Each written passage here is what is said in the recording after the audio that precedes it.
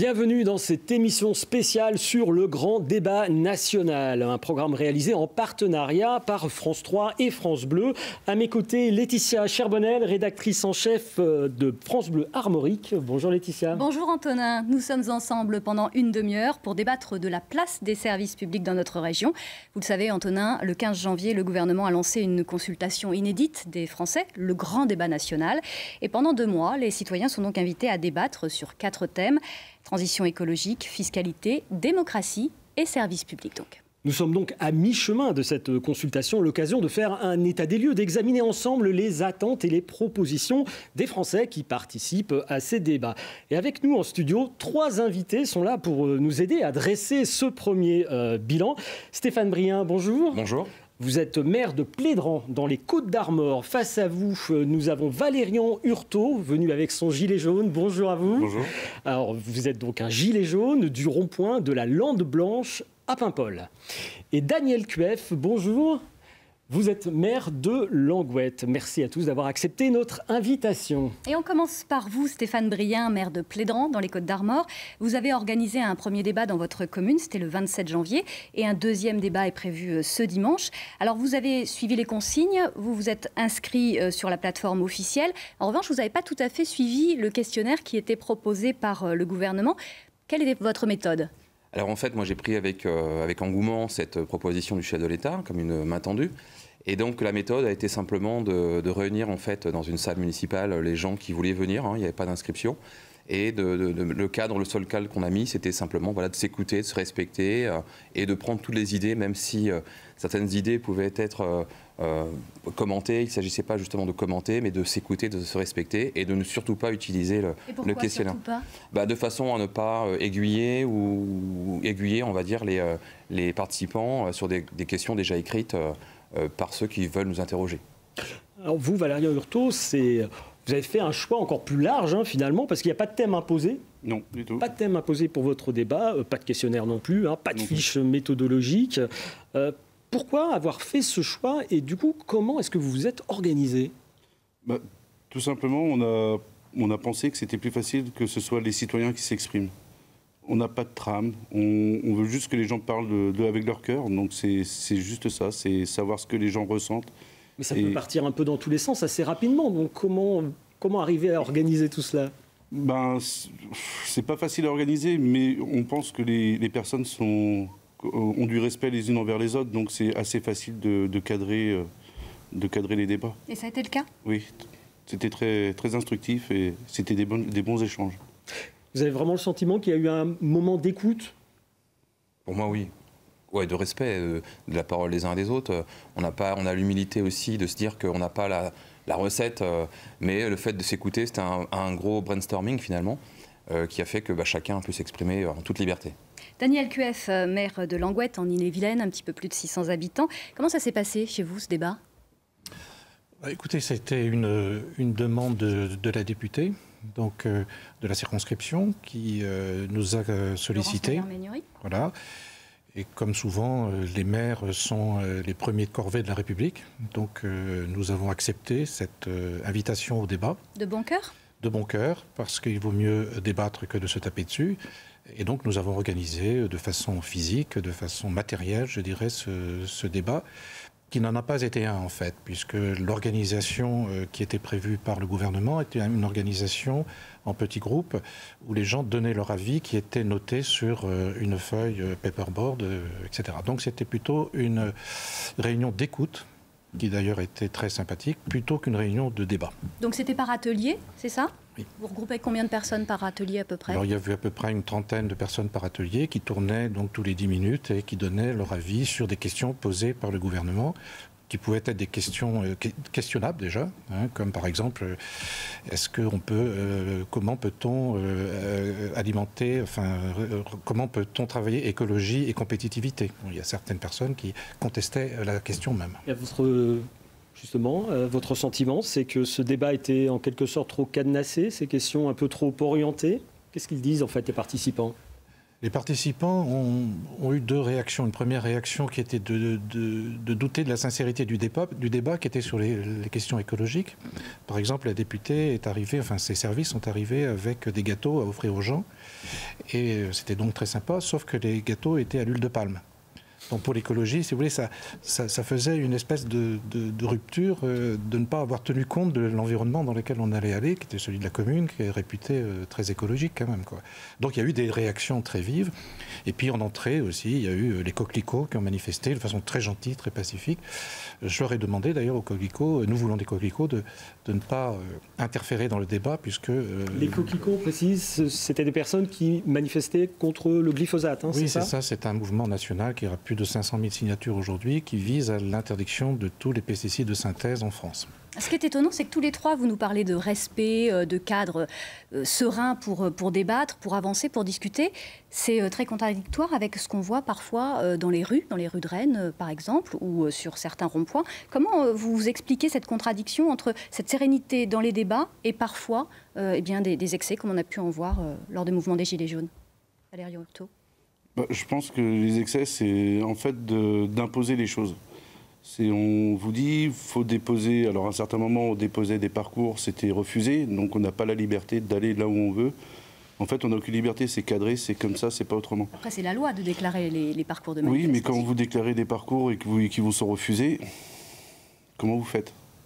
Alors s'ils sont refusés, c'est que la loi s'applique et parfois certains parcours sont risqués, et pour les manifestants et pour les sites concernés. Ouais, mais c'est aussi la liberté de chacun de pouvoir circuler là où il veut. Alors peu de jeunes, hein, peu d'actifs, beaucoup de retraités dans ces débats. Ce succès finalement apparent du grand débat national n'est-il qu'un trompe-l'œil? On a du monde qui vient. Hein. Alors nous, à Plédran, commune de 6500 habitants, on avait un peu plus d'une 60aine de personnes présentes. Peu de jeunes, peu de gilets jaunes. D'anciens élus, des élus d'anciens élus, des chefs d'entreprise, des présidents d'associations, bref, des gens voilà, qui ont l'habitude d'être actifs sur un territoire. Et c'est un peu la déception. Et en débriefant un petit peu avec les élus de la situation, on a voulu mener une expérience avec le centre social, Mosaïque, pour dire voilà, peut-être que les gens ne viennent pas parce qu'ils ont peur de parler en public, ils ont peur de parler dans un micro, et c'est compliqué pour eux peut-être de venir s'exprimer. Donc vendredi a eu lieu en fait une réunion au centre social où quelques personnes sont venues échanger. Voilà, et c'était aussi notre façon d'essayer de sonder qui allait venir échanger là-dessus. Alors Stéphane Briand, nous aussi, on est allé chercher la parole des téléspectateurs de France Bleu, de France 3 Bretagne et les auditeurs de France Bleu, puisque nous avons posé cette question du côté de Montfort-sur-Meux, en Ille-et-Vilaine, à l'est de Rennes, si les habitants payaient trop d'impôts. Écoutez. Je pense qu'au niveau impôts locaux, oui, on est très, très haut, et impôts fonciers aussi. Donc oui, je paye beaucoup d'impôts. Après, impôt sur le revenu, c'est complètement autre chose. Le petit sera toujours le plus taxé, le gros, moins. Et est-ce que vous trouvez que l'argent public est bien utilisé? Ça dépend pour qui. Ça dépend pourquoi. Il y a des choses qui sont un petit peu aberrantes quand même. Hein. On se dit, on paye pourquoi, pour qui, toujours les mêmes en fin de compte. Les gilets jaunes en ont parlé beaucoup. Si on pouvait en récupérer un petit peu ailleurs, ça serait bien quand même, quoi. Mais pas payer plus d'impôts? Ah, nous, non. Nous, non. En milieu rural, non, pas plus. On est obligé de payer des impôts. Si on va avoir un service public, on a quand même des écoles, on a des hôpitaux, on a des tas de choses. Donc même descendre des impôts et tout ça, il faut bien une fiscalité, il faut bien... Puis voilà, donc... Émission spéciale, le Grand Débat National, un programme réalisé donc en partenariat avec France 3 et France Bleu. Nos invités, Stéphane Briand, maire de Plédran dans les Côtes-d'Armor, Daniel Cueff, maire de Langouette, et Valérian Hurtaud, gilet jaune de Paimpol. Stéphane Briand, un peu plus de 6500 habitants dans les Côtes-d'Armor, vous nous l'avez dit. Est-ce que vos administrés savent où vont les impôts? Est-ce qu'ils ont conscience des affectations des impôts? Alors ça a été effectivement une question, et sur les échanges, c'était de dire il y a le budget, il faut regarder le budget. Et tout à chacun n'a pas le temps forcément d'aller regarder. Ni l'envie peut-être aussi. Et c'est vrai qu'il y avait un manque de lecture justement de l'utilisation de ces impôts. Et dans les solutions, les échanges qu'on a pu avoir, c'était aussi simplifier l'impôt, le rendre unique même quelquefois sur certaines tranches, mais aussi avoir le sentiment aussi que tout le monde devait payer des impôts. Et en fonction des tranches, et faire payer plus les riches, voilà, que ceux qui en ont moins. Donc voilà, il y avait ce consensus en fait qui sortait un petit peu de ces débats et de ces échanges. Et c'est vrai que là, il y a cette manque de lisibilité en fait de où va l'impôt. Alors Valérian Hurtaud, justement, Stéphane Briand en parlait à l'instant, on sent l'attente aussi d'une redistribution plus juste. L'ISF, finalement, ne fait pas partie, d'ailleurs, des sujets de ce grand débat national. Ce n'est pas officiellement sur la table. Et pourtant, on retrouve ce débat au cœur du débat. Oui, c'est au cœur du débat, oui. Parce que l'ISF, en fait, on a enlevé... on a l'impression que c'est un cadeau, en fait, qui est fait aux plus riches. On a un vrai problème de redistribution. Ah oui, parce que, en fait, l'ISF, on a des associations qui vivaient grâce à personnes qui payaient l'ISF. On leur reversait on leur donnait des dons pour pouvoir défiscaliser, on investissait dans des entreprises. Maintenant, on enlève l'ISF, mais il n'y a plus de conditions, donc on n'a plus d'intérêt à donner à côté. Donc c'est. Il faut le garder ou supprimer? L'ISF, faut le mettre l'ISF, mais il faut imposer. Voilà, faut que ce soit imposé. Si on l'enlève, on peut enlever l'ISF, mais en imposant de redistribuer une partie aux associations, aux entreprises, en investissement, enfin voilà quoi. Est-ce que c'est un avis que vous partagez, Daniel Cueff? Oui, hier soir j'ai été invité par l'association ATD Carmonde en ma qualité de maire de Languette, toujours pour parler de la question d'écologie. Et donc ATD Carmonde, ce sont des gens qui sont en très très forte précarité, dans très grande pauvreté. Et les personnes ont fait 20 réunions préalables, 20 réunions pour organiser leur prise de parole hier soir. C'est considérable la difficulté de parler. Et donc, une des personnes a dit « Je remercie les Gilets jaunes parce que grâce à eux, on n'a pas eu d'augmentation de gaz et d'électricité. » Vous voyez, ces gens ne payent pas d'impôts, mais ils ont une précarité très forte. Et tout mouvement un petit peu sur leurs dépenses est catastrophique pour leur vie ordinaire, pour leur vie de tous les jours. Le questionnaire du gouvernement aussi insiste sur le besoin de faire des économies pour les services publics. Les pistes évoquées sont la dématérialisation des démarches via Internet, la création de maisons des services publics ou de bus itinérants. Alors, on a envie de recueillir un peu à tous votre avis sur ce sujet.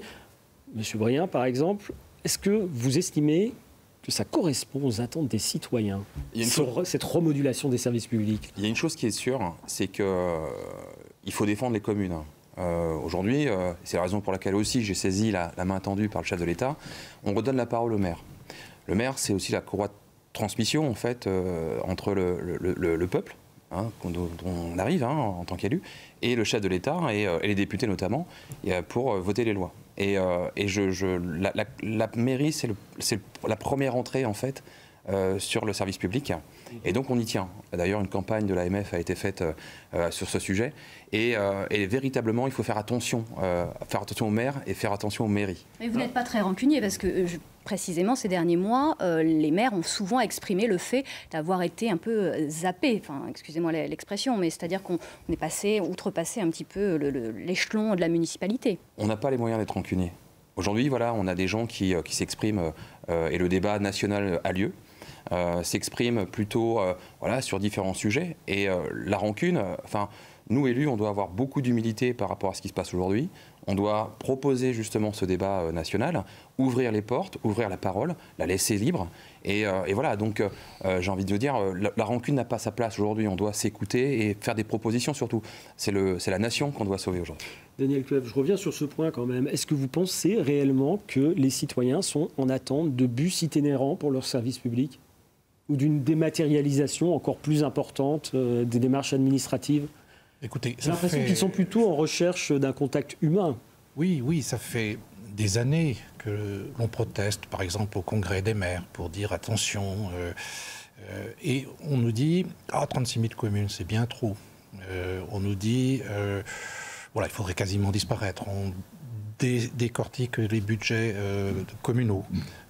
Donc le service public est de plus en plus difficile. Et tout d'un coup, grâce aux Gilets jaunes, on s'aperçoit qu'on a une parole qui est enfin entendue, que l'État est bien trop centralisé. Donc ça vous sert finalement ce mouvement des Gilets jaunes, Daniel Cueff. Et que par ailleurs, on redonne de la parole aux plus près du terrain, donc y compris les communes.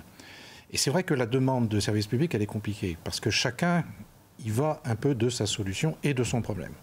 Et donc c'est très difficile d'organiser les services publics, surtout en milieu rural.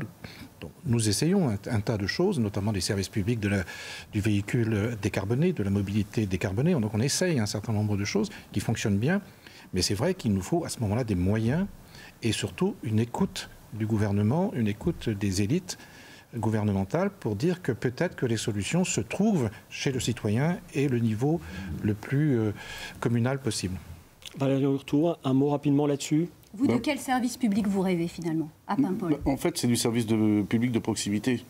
L'exemple est tout bête, c'est les urgences qui voulaient être fermées à Paimpol. C'est-à-dire que si vous avez une urgence, quelle que ce soit, vous êtes obligé d'aller sur Saint-Brieuc, Guingamp, vous avez 40 minutes.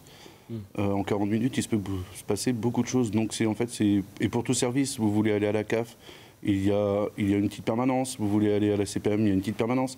À la Poste. Mais voilà, c'est pareil. Vous avez 2 heures de créneau par exemple à Ploubaz, de 10h à midi. Enfin, vous n'avez pas de créneau, vous travaillez ou vous avez autre chose à faire. En fait, vous ne pouvez pas, vous n'avez aucun accès au service public.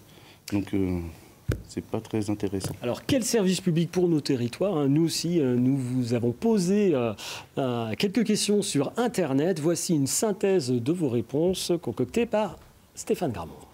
À la question « Quels sont les services publics indispensables près de chez vous ?», vous répondez d'une seule voix les services de soins, mais aussi la Poste, régulièrement citée. Faute d'hôpital ou de maternité, un service qui importe Nadia de la Nester, il y a la question en campagne des centres de soins. Car comme le dit Marianne, ce n'est pas normal d'attendre 1 an pour un ophtalmo.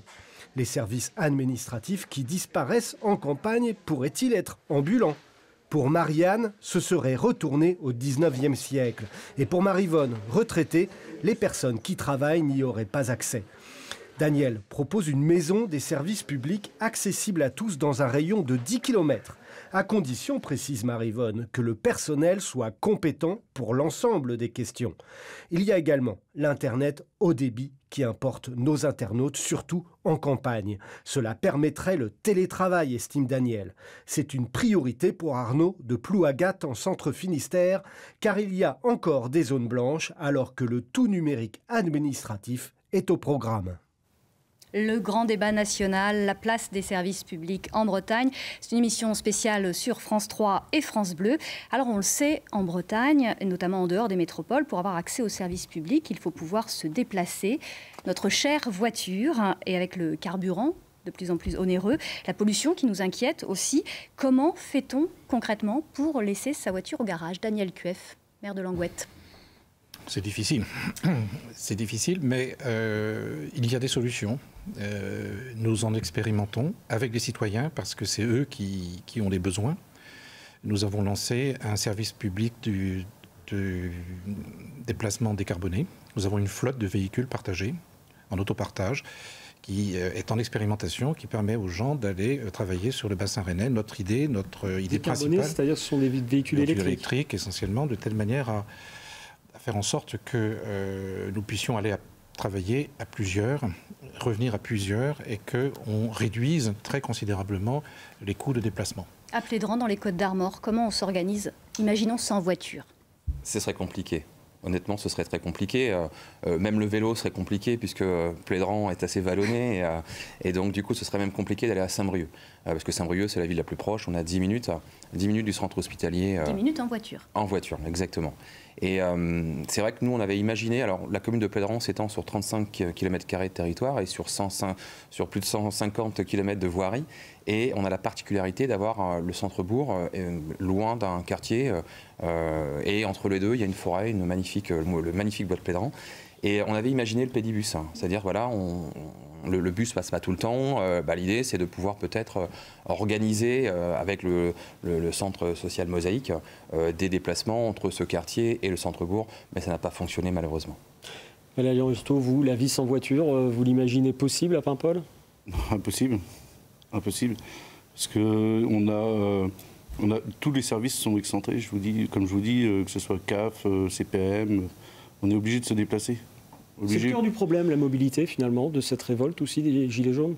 Oui, aussi, mais parce qu'en fait, on nous parle d'écologie, alors on monte l'essence par rapport à l'écologie, mais on vient nous dire que nos voitures polluent. Je vais vous prendre un exemple tout simple. Si j'ai ma voiture à passer au contrôle technique, on va me dire non, elle pollue, vous pouvez vous l'acheter.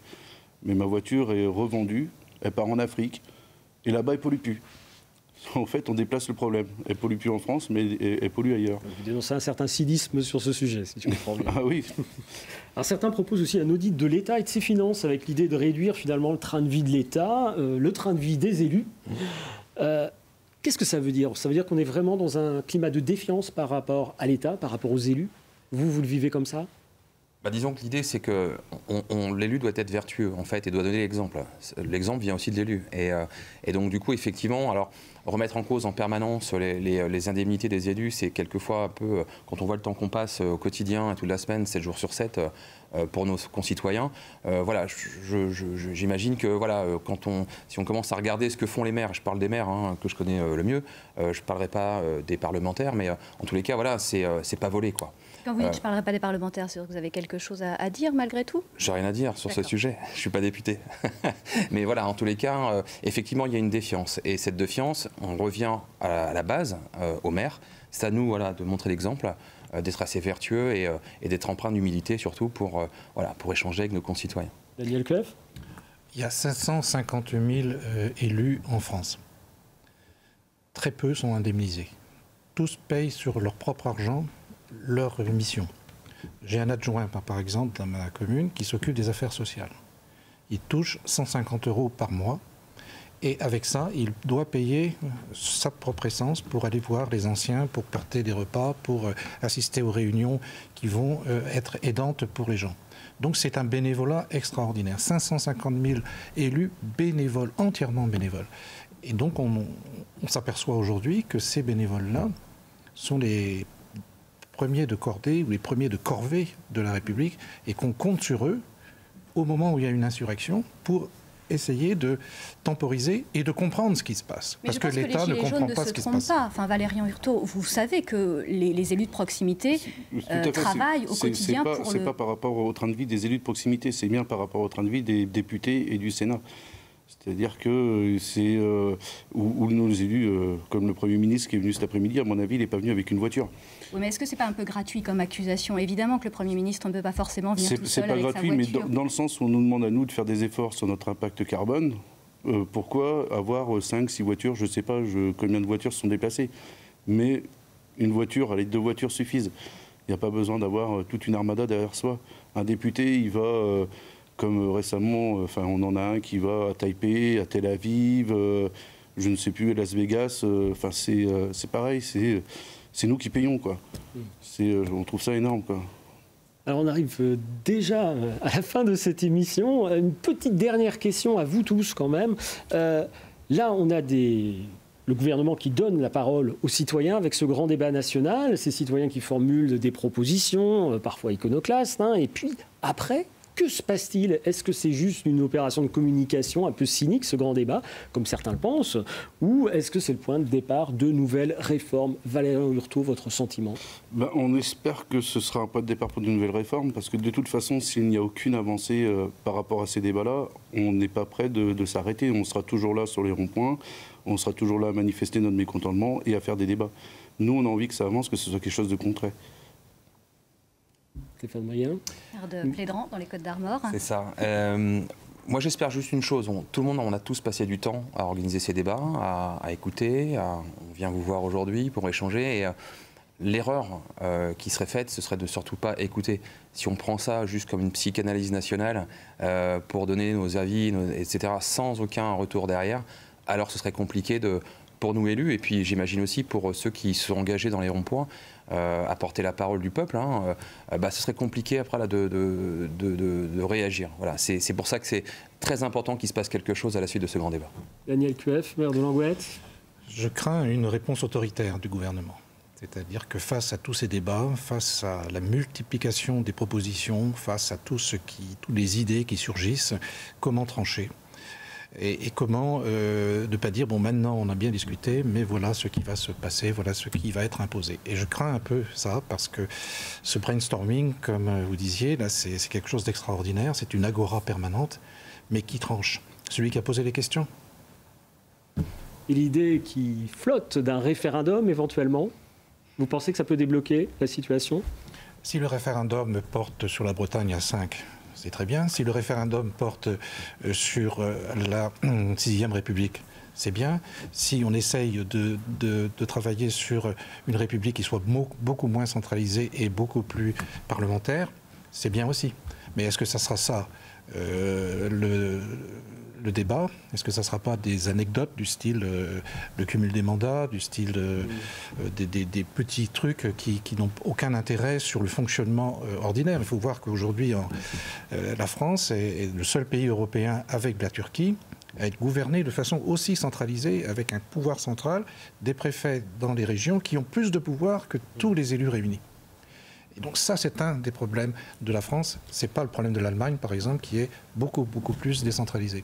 Merci à tous. C'est la fin de cette émission, malheureusement. Hein, il y aura encore beaucoup à dire. Une émission spéciale, hein, je vous rappelle, consacrée à ce grand débat national et que nous avons réalisé ensemble, France Bleu et France 3. Merci à tous nos invités d'y avoir participé. Merci Laetitia.